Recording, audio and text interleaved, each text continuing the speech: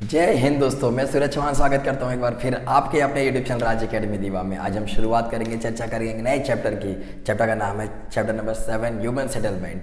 ठीक है, आगे बढ़ने से पहले हमने आपसे कुछ वादे किए थे, जिस वादे को पूरा करते हुए आज हम आपके सामने खड़े हैं। वादा इस प्रकार का था कि हमने आपसे वादा किया था कि 8th, 9th और 10th ज्योग्राफी के सिलेबस हम आपके पूरी कंप्लीट कराएंगे, जिसके अंदर वादे को पूरा करते हुए 8th के सिलेबस ज्योग्राफी के हमने पूरे कर दिए महाराष्ट्र बोर्ड के, 9th के हमने पूरी कंप्लीट कर दिए, 10th के आज हम 7th पे हैं, कुछ दिनों में इसे भी ख़त्म कर देंगे। ठीक है, और इन सभी चीज़ों का प्लेलिस्ट बना के हमने प्लेलिस्ट सेक्शन बना के उसमें सारे वीडियोस अपलोड कर दिए। अगर आपने नहीं देखा है तो आप जाके उसे अच्छे से बैठ के देख सकते हैं। बहुत ही बेहतरीन तरीके से सारे कॉन्सेप्ट को एकदम अच्छे से क्लियर करके उसमें अपलोड कर दिया गया है। ठीक है, चलिए आगे बढ़ते हैं। चैप्टर का नाम है आज हमारे ह्यूमन सेटलमेंट। ठीक है, तो ह्यूमन सेटलमेंट की जहाँ तक बात है, ह्यूमन सेटलमेंट मतलब सर, ह्यूमन सेटलमेंट मतलब जहाँ पे हम लोग रहते हैं, जहाँ पे ह्यूमंस सेटल होते हैं, जहाँ पे ह्यूमंस रहते हैं। सर ह्यूमन कहाँ रहते हैं? सर ह्यूमन वहाँ रहते हैं जहाँ पे उनके हिसाब से फैसिलिटीज़ अवेलेबल हो, जहाँ पे वो जैसे उनकी नीड्स हो, जहाँ पे उनकी बेसिक नीड्स है, फूड, क्लॉथ एंड शेल्टर, ये तीनों चीज़ उनके लिए जहाँ पे अवेलेबल होगी वहाँ पे वो रहेंगे। इसी जगह को बोलते हैं ह्यूमन सेटलमेंट। क्लियर, समझ में आया? जैसे पहले की बात करें हम लोग, तो पहले जब हम लोग एंशिएंट टाइम की बात करें तो हमारे पास था इंडस वैली सिविलाइजेशन। अब इंडस वैली सिविलाइजेशन जो था हमारे यहाँ, ये लोग भी वेल सेटल लोग थे और ये लोग कहाँ रहना पसंद करते थे? सर अभी मैंने आपको बोला जहाँ पे फूड, क्लॉथ एंड शेल्टर होना चाहिए। पहले तो फूड में आ गया हमारे लिए खाना और पानी। ये लोग हमेशा रिवर्स की बाजू में रहा करते थे। क्यों? क्योंकि रिवर से इन्हें फिश भी मिल सकता है, खाने के लिए भी मिल सकता है, पानी भी मिल सकता है। क्लियर, फ्रेश वाटर का सोर्स बहुत बड़ा एक होता है रिवर। ठीक है, और दूसरे शेल्टर की बात करें तो बाजू में ये घर बना के भी अपना रह सकते हैं। ठीक है, और जहाँ तक बात है क्लोथ की, तो वो तो वहाँ पे इतना अच्छा सेटलमेंट चल रहा था कि वहाँ पे ऐसी बहुत सारी खेतियाँ की जाती थी और प्लस वो लोग बहुत ही एडवांस लोग थे। तो मैं आपको ये बताना चाहता हूँ कि जिस तरीके से उन्हें कोई सेंस नहीं था, फिर भी वो ऐसी जगह पे रहते थे जहाँ पे सेटलमेंट्स किया जा सकता है, जहाँ पे रहने लायक जगह हो वहाँ पे सेटलमेंट करना चाहिए। तो वो तो ऐसे लोग थे, तो हम लोग तो फुल्ली एडवांस लोग हैं। क्लियर, तो जिस तरीके से अगर हम लोग अगर बात करेंगे सर ह्यूमन सेटलमेंट की, तो सर जहाँ पे हमारी बेसिक नीड्स फुलफिल होती हो उस जगह पे हम रहते हैं, तो उसी को बोलते हैं ह्यूमन सेटलमेंट। क्लियर, ऐसी जगह को बोलते हैं ह्यूमन सेटलमेंट। सर एक बात बताइए, अगर आप कहीं रूम लेने गए, ठीक है, आपने अगर रूम लिया या तो प्लॉट लिया कहीं पे, तो आप सबसे पहले क्या देखोगे? आप सबसे पहले क्या देखोगे? पहली, सर वहाँ पे क्लाइमेटिक कंडीशन कैसी है? क्लाइमेटिक कंडीशन, क्लाइमेटिक कंडीशन मतलब मैंने आपको बोला सर बहुत सस्ता लैंड मिल रहा है, बहुत सस्ता, 10,000 रुपया एकड़ मिल रहा है, 10,000 रुपया एकड़ लैंड मिल रहा है। कहाँ मिल रहा है मेरे को बताओ, मैं जाके ले लूँगा। सर मिल रहा है ना, राजस्थान में मिल रहा है। दैट ससुरा, राजस्थान में कौन लेगा? बताओ राजस्थान में कौन जाएगा रहने के लिए? अब अगर मैं बता दूँ आपको कि राजस्थान में कौन जाएगा रहने के लिए, वो जगह कैसी है? एकदम धूप वाला इलाका है, ना पानी है अच्छे से, ना कुछ है। ठीक है, अब उधर जाएगा कौन रहने के लिए? मेरे को नहीं चाहिए भैया, वहाँ पे नहीं लेना है। क्लाइमेटिक कंडीशन डिपेंड करता है कि नहीं। लेकिन अगर मैं आपको बोल दूँ सर 10,000 रुपये एकड़ ज़मीन मिल रही है मुंबई के अंदर, ले समझ में आ रहा है कि नहीं आ रहा है? मुंबई के अंदर बोल रहे दौड़ के आ जाएंगे। क्यों? क्योंकि यहाँ का क्लाइमेटिक कंडीशन बहुत ही अच्छा है, हॉट एंड ह्यूमिड क्लाइमेट है। क्लियर, मैंने हॉट एंड ह्यूमिड क्लाइमेट आपको बताया है। ठीक है, हॉट एंड ह्यूमिड क्लाइमेट वो होता है जहाँ पे गर्मी पड़ती है और ह्यूमिडिटी मतलब हवा में मॉइस्चर ज़्यादा होता है। जब हवा में मॉइस्चर ज़्यादा होगा तो वहाँ पे अच्छी खासी बारिश होती है। ठीक है, तो हमारे मुंबई का जो टेम्परेचर है, वो जो क्लाइमेट कंडीशन वेदर है वो कैसा है? हॉट एंड ह्यूमिड क्लाइमेट है। क्लियर, तो क्लाइमेटिक कंडीशन डिपेंड किया, पहली बात समझ में आ गया। घर कहाँ पर है? तो अगर मैं बोलूँगा राजस्थान में, नहीं। अगर मैं बोल दूँगा हिमालय के ऊपर है भैया, हिमालय का जो स्लोप है ना उसकी चट्टान पे, ले पागल है, वहाँ पे जाके रहेंगे, मरना है? नहीं, वहाँ पे भी नहीं चाहिए। समझ में आ गया कि? तो पहले क्लाइमेटिक कंडीशन बहुत ही मैटर करता है। क्लियर, पहले क्लाइमेटिक कंडीशन की। दूसरी sir water supply, water supply, पानी आता है कि नहीं वहाँ पे? पानी आता है तो ही रूम लेंगे, नहीं तो नहीं लेंगे। पानी आएगा तो रूम लेंगे, नहीं तो नहीं लेंगे। ये तो नॉर्मल चीज़ें, सारी चीज़ें देखते हैं। ठीक है, तीसरी अगर बता दे, स्लोप ऑफ लैंड। ठीक है, स्लोप ऑफ लैंड। अब मैंने आपको जैसे बताया, अगर हिमालय पे आपको रहने के लिए बोल दिया, बोला आपका घर यहाँ पे सर, ले यहाँ से एक पाथर कभी गिरा तो टूटू सब गया। समझ में आ रहा है कि नहीं आ रहा है?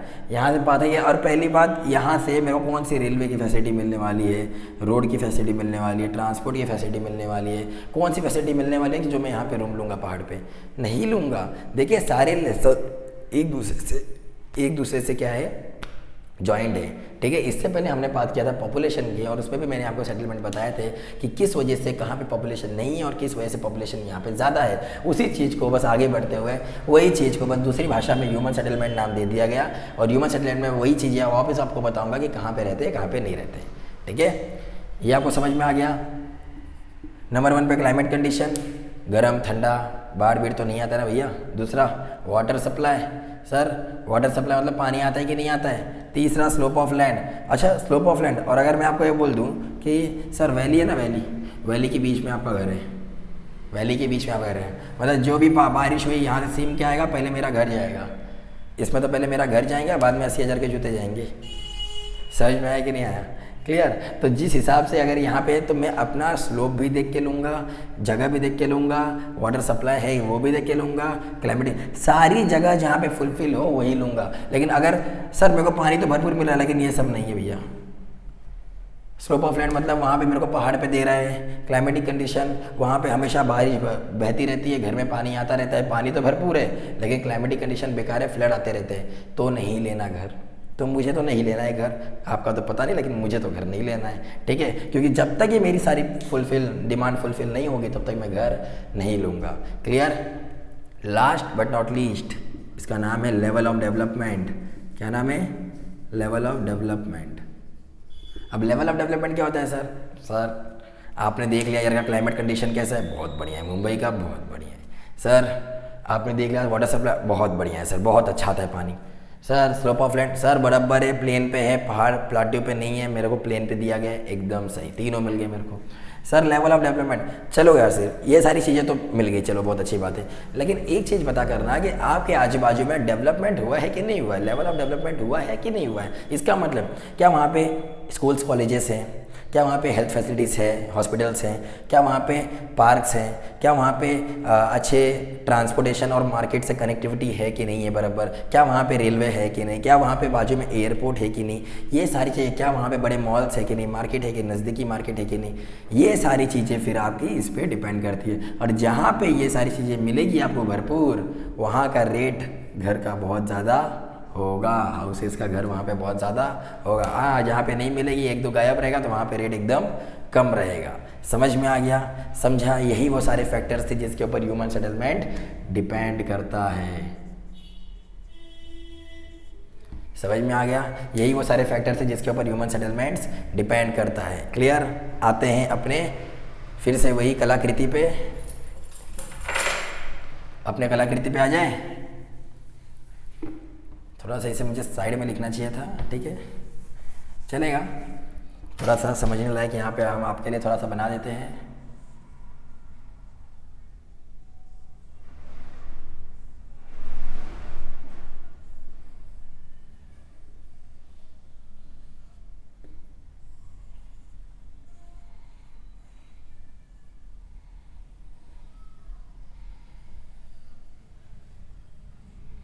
ठीक है, कला का बेहतरीन प्रदर्शन करने आना चाहिए आपको भी, ठीक है। बात करते हैं इंडिया में। सर बता दीजिए ज़रा प्यार से बताइए कि इंडिया में कहाँ पे हम रहना पसंद करेंगे, कहाँ पे नहीं रहना पसंद करेंगे, ठीक है। तो सर जहाँ पे हम रहना पसंद करते हैं उसी को थोड़े से अच्छे भाषा में बोला जाता है उसी को अच्छे से ज़रा कहा जाता है न्यूक्लिएटेड सेटलमेंट, न्यूक्लिएटेड सेटलमेंट। और सर जहाँ पे आप रहना पसंद नहीं करते हैं उसको बोलते हैं disperse settlement. Nucleated settlement sir मतलब, सर न्यूक्लिएटेड मतलब जहाँ पे हम लोग एक ही साथ बहुत सारे लोग रहते हैं, एक ही जगह पे बहुत सारे लोग रहते हैं, उसको बोलते हैं न्यूक्लिएटेड सेटलमेंट। डिस्पर्स सेटलमेंट मतलब एक यहाँ, एक यहाँ, एक यहाँ, एक यहाँ, एक यहाँ, इसको बोलते हैं डिस्पर्स सेटलमेंट। इसमें सबको रहने में मजा आता है क्योंकि सारी फैसिलिटीज अवेलेबल होती है। डिस्पर्स सेटलमेंट में सारी फैसिलिटीज अवेलेबल नहीं होती है। तो ह्यूमन सेटलमेंट दो टाइप के होते हैं, न्यूक्लिएटेड सेटलमेंट, डिस्पर्स सेटलमेंट। अच्छा लगने वाला सेटलमेंट, बेकार लगने वाला सेटलमेंट, भर भर के रहने वाला सेटलमेंट, दूर दूर रहने वाला सेटलमेंट। क्लियर है, समझ में आ गया। तो न्यूक्लिएटेड सेटलमेंट में सर बताइए इंडिया में कहाँ पे फेवरेबल है, कहाँ पे रहना मज़ा आएगा। देखिए जो मैं बता रहा हूँ आपको वो तो है जो नहीं भी बताऊंगा ना वो भी रहेंगे, ऐसा नहीं है कि जो मैं बता रहा हूँ सिर्फ वही रहेंगे। क्लियर है? या आपको किताबी ज्ञान था वो बताना है, ठीक है, लेकिन हम कुछ एक्स्ट्रा भी आपको बता देंगे, ठीक है। उसके अलावा भी आप लिख सकते हैं अगर आपको थोड़ा सा नॉलेज आ जाएगा इससे रिलेटेड, ठीक है। सर पहली बात तो हम कर लेते हैं, पहली अगर बात कर लेंगे तो आपको यहाँ पे ना विंध्यान माउंटेन दिखेगा, आपको यहाँ पे कुछ कैसा दिखेगा, एक विंध्यान माउंटेन दिखेगा, ठीक है। तो पहला तो विंध्यान प्लेट्यू करके एक जगह आएगा, वो विंध्यान प्लेट्यू रहेगा आपका, ठीक है। ठीक इसी नीचे से, इसके नीचे से ही, ठीक इसके नीचे से ही एक रिवर बह के जाती है जिसका नाम है नर्मदा। क्या नाम है इसका? नर्मदा, ठीक है। नर्मदा वैली एक अच्छी जगह है रहने के लिए। वहीं दूसरी अगर मैं बात करूँ तो ये क्या नाम है, विंध्यान प्लेट्यू, ठीक है, विंध्यान प्लेट्यू। और तीसरे और चौथे की बात करूं तो मैंने आपको बता दिया है भैया, रिवर के बाजू में रहना है तो ये है हमारा बिहार और ये है हमारा उत्तर प्रदेश, यूपी, बिहार। तो ये वो 4 जगह हैं जहाँ पे हमें रहने के लिए बहुत अच्छी जगहें हैं, जिसके अंदर नाम आता है उत्तर प्रदेश, जहाँ पे न्यूक्लिएटेड सेटलमेंट मिलेगा, उत्तर प्रदेश, बिहार। बिहार के लिए एक टर्म यूज़ किया जाता है paddy land in Bihar, paddy land in Bihar, ठीक है, पैडी लैंड इन बिहार। अब पैडी लैंड इन बिहार क्यों यूज़ किया जाता है? Sir paddy land in Bihar मतलब पैडी मतलब कुछ और नहीं होता है, राइस होता है। राइस की जो कल्टीवेशन करते हैं उसी को बोलते हैं पैडी, ठीक है। तो पैडी लैंड इन बिहार मतलब बिहार के अंदर ऐसी ज़मीन है जहाँ पे धान लगाए जाते हैं, जहाँ पे चावल उगते हैं, उसी को बोलते हैं पैडी लैंड। तो पैडी लैंड इन बिहार मतलब ऐसी जगह जहाँ पे एग्रीकल्चर होती है, जहाँ पे ह्यूमन सेटलमेंट पॉसिबल है, ये आपको बताने की कोशिश की गई है, ठीक है। तो जिसके अंदर अगर मैं 4 नाम बताऊँ न्यूक्लिएटेड सेटलमेंट के, तो UP, Bihar, Vindhyan valley, Vindhyan plateau और चौथा आपका नर्मदा वैली। ये वो 4 ही चीज़ें हैं। और पता है आपको, मैंने आपको बता दिया था नर्मदा वैली आके लास्ट में कहाँ गिरती है? वेस्टर्न कोस्ट पे गिरती है। और वेस्टर्न कोस्ट में जगह का नाम क्या है? गल्फ ऑफ खंबट, ठीक है, गल्फ ऑफ खंबट। मैंने आपको बता दिया था इससे पहले, ठीक है। ये वो जगह थी। सर आपने तो वेरी गुड, सर आपने न्यूक्लिएटेड तो बता दिया, डिस्बर्स भी बता दो सर, डिस्बर्स भी बता दो ज़रा। सर डिस्बर्स बताने में कुछ नहीं है, ये देखो जो मैंने आपको एग्जाम्पल में दिया था ना, राजस्थान ले लो, ये पूरा राजस्थान में ईस्टर्न पार्ट और साउथर्न पार्ट रहने लायक नहीं है। जहाँ अगर मैं बात करूँ तो मैंने बताया था ना आपको कि ये है अरावली, ये अरावली है। अभी अरावली है तो अरावली के वेस्ट में तो पूरा डेजर्ट है, पूरा क्या है? डेजर्ट। ईस्टर्न साइड में थोड़ी मोड़ी बारिश होती है, तो यहाँ तो ना के बराबर कोई नहीं रहने जाएगा। यहाँ पे कोई पागल ही होगा जो जाएगा रहने के लिए डिस्बर्स सेटलमेंट में, यहाँ तो ना ही है।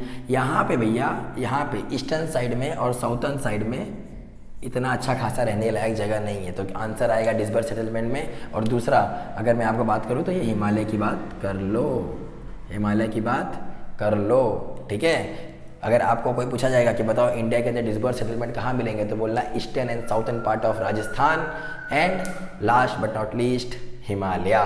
क्लियर? हिमालयन स्लोप बोल सकते हो। क्लियर? ये 2 जगह हमने बात कर ली जहाँ पे डिस्बर्स सेटलमेंट आपको मिलेंगे। क्लियर? अगर आपको डिस्बर्स सेटलमेंट और लिखने हैं, वेस्टर्न घाट डाल दो, ईस्टर्न घाट डाल दो, खत्म, ठीक है। डिस्बर्स सेटलमेंट यहाँ पे भी मिलेंगे। हिमालय, ये मेघालय में चेरापूंजी डाल दो, बारिश बहुत ज़्यादा होती है, डिस्बर्स सेटलमेंट मिल जाएंगे। क्लियर? जो दिया है वो तो आपको लिखना ही है, एक्स्ट्रा भी आप लिख सकते हो। ऐसा नहीं है कि आपको जो आता है वो गलत है, बुक में नहीं दिया है, तो ऐसा नहीं है, ठीक है। अब आप इसमें बात कर रहे हो विंध्यान माउंटेन, विंध्यान प्लेट्यू की, नर्मदा वैली की, यूपी और बिहार, ये 4 की बात कर रहे हो जहाँ पे न्यूक्लिएटेड सेटलमेंट मिलता है। क्या और जगह न्यूक्लिएटेड सेटलमेंट नहीं मिलता है? अरे डाल दो मुंबई में कितना न्यूक्लिएटेड सेटलमेंट है? क्लियर है कि नहीं? पुणे में न्यूक्लिएटेड सेटलमेंट तो मुंबई में, अगर डिस्बर्स में डालना है तो पुणे भी डाल दो। पुणे में तो बारिश नहीं होती ज़्यादा, वहाँ पे भी लोग रहना पसंद नहीं करेंगे। समझ में आया कि नहीं आया? तो यही था आपका ऑल ओवर किसके बारे में? इंडिया के बारे में, ह्यूमन सेटलमेंट, न्यूक्लिएटेड सेटलमेंट और डिस्बर्स सेटलमेंट। बात करेंगे ब्राज़ील की, तो अभी बात करें, 1 मिनट रुक देखिए, ज़्यादा तो है नहीं, एक काम करते हैं इसी में लेके चलते हैं, ठीक है। इसी में ब्राज़ील को भी उठा लेते हैं। चलिए तो रफ करते हैं। ये आपको क्लियर है? अगर चाहिए तो आप स्क्रीनशॉट ले सकते हो, ठीक है। अब इसके आगे बढ़ते हैं।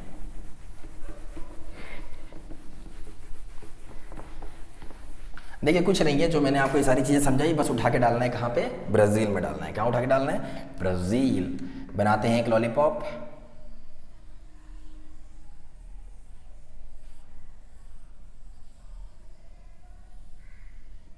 Very good. ठीक है, ये हमारा कुछ ब्राज़ील हो गया। अब ब्राज़ील की सर जब बात करेंगे तो अब मुझे पता है ये सारी चीज़ें मिलनी चाहिए तभी कुछ हो सकता है। ठीक है, तो अब मिलनी चाहिए क्लाइमेटिक कंडीशन सर, ऐसी जगह जहाँ पे बारिश, जहाँ पे ज़्यादा गर्मी धूप ना हो, ये सारी चीज़ें मिलनी चाहिए। Water supply, slope of land, सारी चीज़ें। ठीक है, अब स्लोप ऑफ लैंड की बात करेंगे तो यहाँ पे हमारे पास ब्राज़ीलियन शील्ड था, ब्राज़ीलियन हाईलैंड, और यहाँ पे गियाना हाईलैंड, बीच में था हमारा अमेजॉन बेसिन।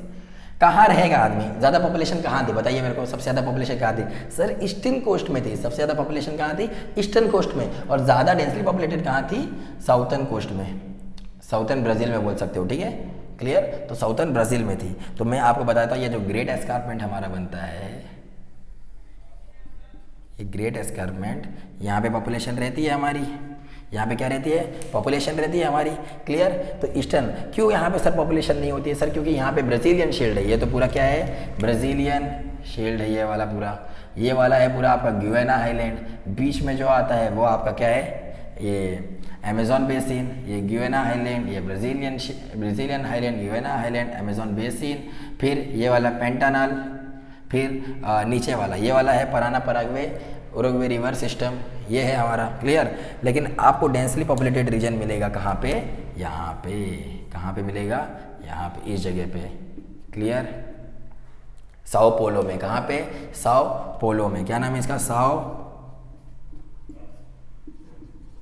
पोलो। ठीक है, पोलो बोला है, PAULO है मुझे लगता है, साओ पोलो।